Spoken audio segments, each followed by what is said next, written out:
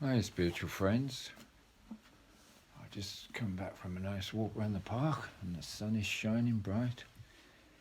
And there was some more new flowers out today, so I took some more pictures. Trouble is, once the flowers start coming, I keep taking pictures of them because they're so beautiful and it's so nice to see them after the winter. Popping their little heads up. I saw some snowdrops today, yes. And another plant that I used to know the name of, but I can't remember it. But yeah, I put them on my Facebook page, and you might be able to tell me what the name of is of one of them. Anyway, I'm going to read from the Bible today. The Betrayal and Arrest of Jesus. Yeah, and it's where I left off from the last reading. So here we go. The Betrayal and Arrest of Jesus. When Jesus had spoken these words, he went out with his disciples across the Kidron Valley.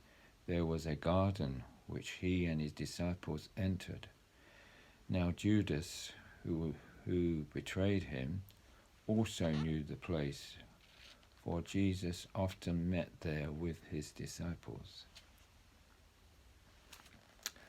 So Judas, having taken a detachment of soldiers and officers from the chief priests and Pharisees, came there with lanterns and torches and weapons. Jesus, therefore, knowing everything that would happen to him, went forward and said to them, "Whom do you seek?" They answered him, "Jesus of Nazareth." Jesus said to them, "I am he." And Judas, who betrayed him, was standing with them. When he said, "I am he," they drew back and fell to the ground. Again Jesus asked him, "Whom do you seek?" They said, "Jesus of Nazareth." Jesus answered, "I told you that I am he. So then let these go their way if you are looking for me." This was to fulfill the word which he had spoken. "I have lost none of those who you have given me." Then Simon Peter, having a sword, drew it and struck the high priest's servant and cut off his right ear. The servant's name was Malchus.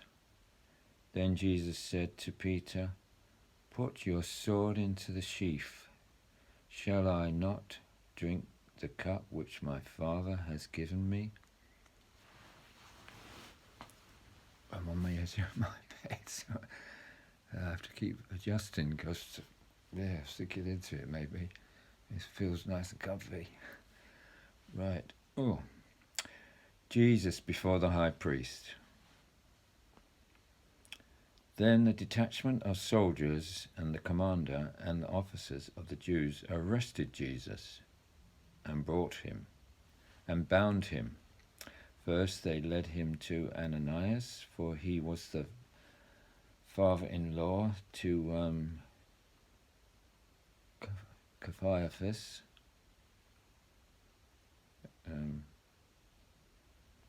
Who was the high priest that year. Now it was Caiaphas who advised him, the Jews, that it was expedient that one man should die for the people. Peter, denial of Jesus. Simon Peter followed Jesus, and so did another disciple, that priest that the disciple was known to the high priest, and went with Jesus into the courtyard of the high priest. But Peter stood at the door outside. Then the other disciple, who was known to the high priest, went out and spoke to the doorkeeper and brought Peter in. Then the servant girl, being the doorkeeper, said to Peter, "Are you not also one of the man's disciples?" He said, "I am not." Now the servant and officers stood there and warmed themselves, having made a fire of coals, for it was cold. Peter also stood with them and warmed himself. The high priest questions Jesus. The high priest then asked Jesus about his disciples and his teaching. Jesus answered him, "I spoke openly in the world. I always taught in the synagogue and in the temple, where the Jews always meet, and I said nothing in secret. Why do you ask me? Ask those who heard me and what I have said to them. Certainly they know what I said." When he had said this, one of the officers who stood by struck Jesus with a palm of his hand, saying, "Is that how you answer the high priest?"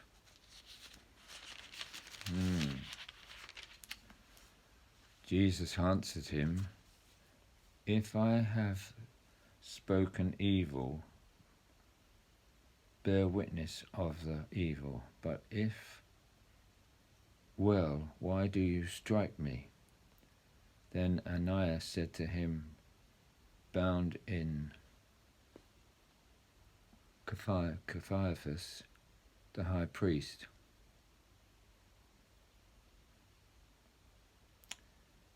Peter denies Jesus again.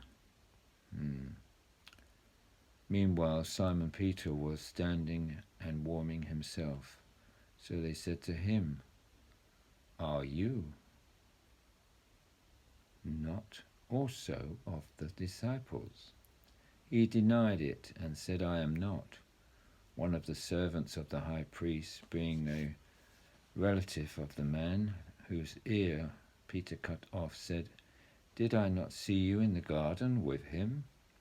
Peter then denied it again, and immediately a rooster crowed. Jesus before Pilate. Then they led Jesus from Caiaphas to the Betrayal. It was early, yet they themselves did not enter the Betrayal, so they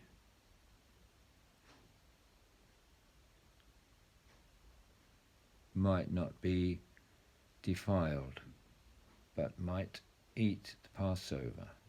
Pilate then went out to them and said, "What accusations do you bring against this man?" They answered him, "If he were not an evildoer, we would not have handed him over to you." They answered him, "If he were not an evildoer, we would not have handed him over." Then Pilate said, "Take him and judge him according to your law." Then Jesus said to him, "It is not lawful for us to put anyone to death, that the saying of Jesus might be fulfilled, which he spoke, signifying that death he would die." Again Pilate entered the Praetorium, called Jesus, and said to him, "Are you the king of the Jews?" Jesus answered, "Are you speaking of your own accord, or did others tell you about me?"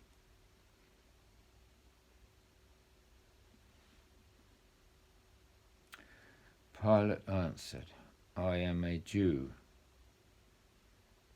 Your own nation, the chief priests, handed you over to me. What have you done?"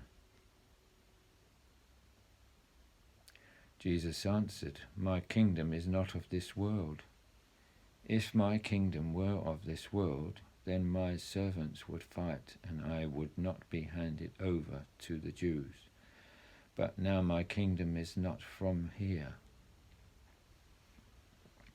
Therefore Pilate said to him, "Then you are a king." Jesus answered, "You say correctly that I am a king. For this reason I was born, and for this reason I came into the world, to bear witness to the truth. Everyone who is of the truth hears my voice." Pilate said to him, "What is truth?" When he said this, he went out again to the Jews and said to them, "I found no guilt in him at all."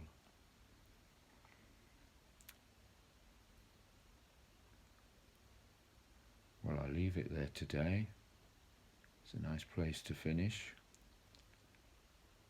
But it must have been awful for Jesus on his own there, with none of his disciples to sort of just be there, having people around you when you're in sort of a predicament, would have made it sort of easier to answer all these questions, yeah. But there he is on his own, although the Heavenly Father was with him, knowing that this had to be done because the Heavenly Father wanted to have what happened happen to Jesus, so that Christianity could start evolving and becoming slowly what it has become to this very day. So